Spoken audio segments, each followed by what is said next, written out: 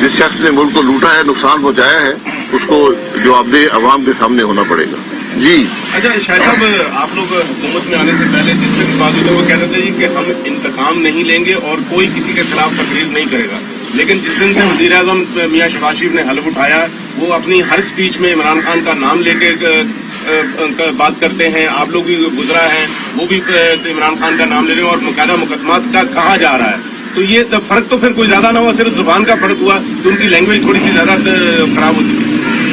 یہ آپ کو بات کرنی پڑتی ہے کہ پچھلی حکومت کر کیا رہی تھی. ہم نے کسی کی حد تک نہیں کی، کسی پر الزام نہیں لگایا، کسی کو گالی نہیں نکالی، لیکن ملک کے حقائق کی بات تو آپ کو کرنی پڑے گی.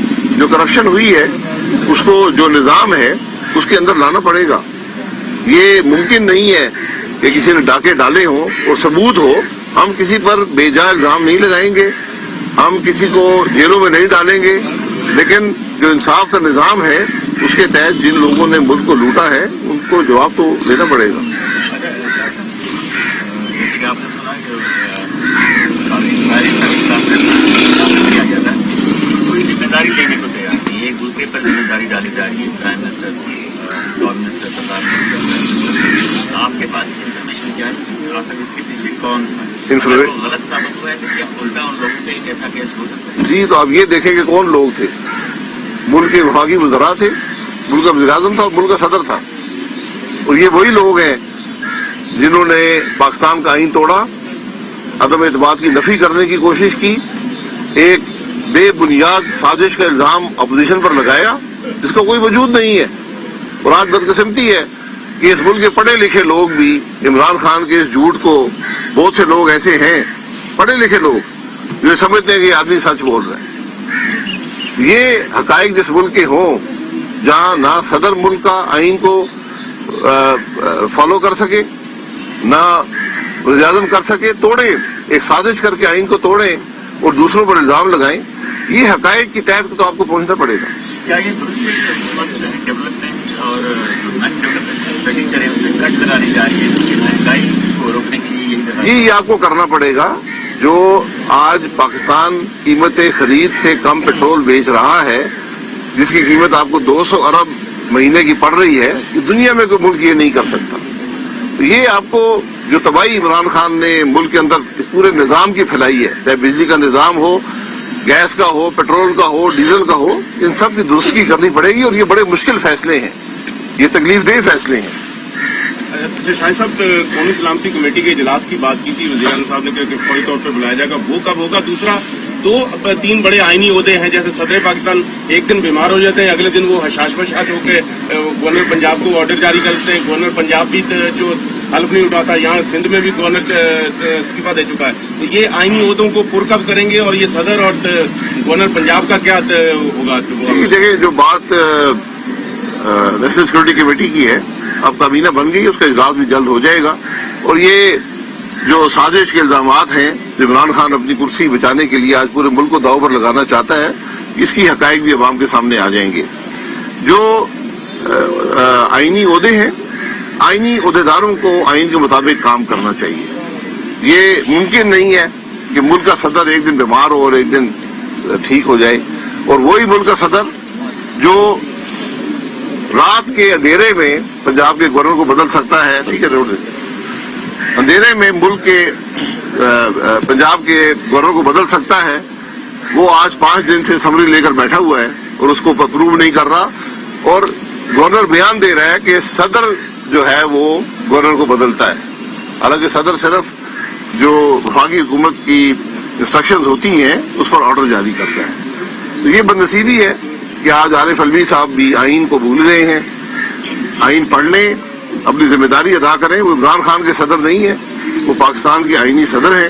اس کے مطابق ان کو اپنی ذمہ داری ادا کرنی چاہیے، اور ذمہ داری اس طرح ادا کرنی چاہیے کہ آج جو حکومت آئی ہے اس کو یہ محسوس نہ ہو کہ ہم جب آئے ہیں تو ملک کا صدر جو ہے وہ ملک کے آئینی صدر سے ہٹ کر پی ٹی آئی کا صدر بن گیا.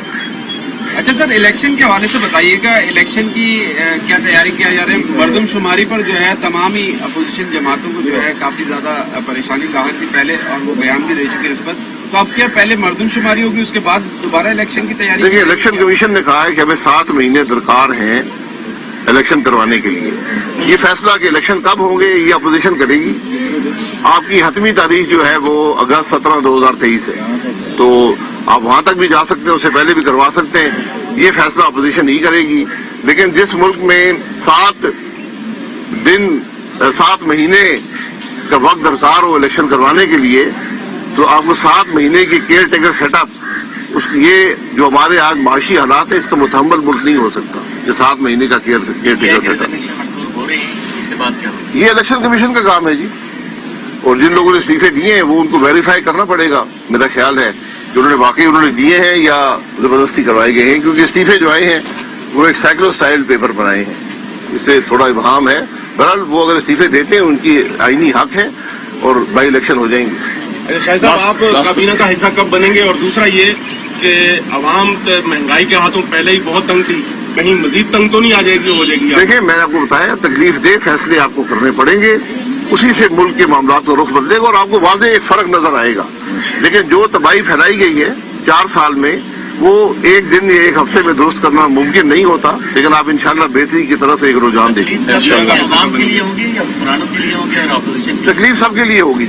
जब हुक्मरान अपने आईनी जिम्मेदारियों से, अपनी हुकूमती जिम्मेदारियों से इनहराफ करें और ऐसे फैसले करें जिसका कोई वजूद ना हो, ना अकल तस्लीम करती हो, ना आपके फंडिंग हो, ना आपके बजट में गुंजाइश हो, वो फैसले हमेशा उसका बोझ अवाम पर पड़ता है।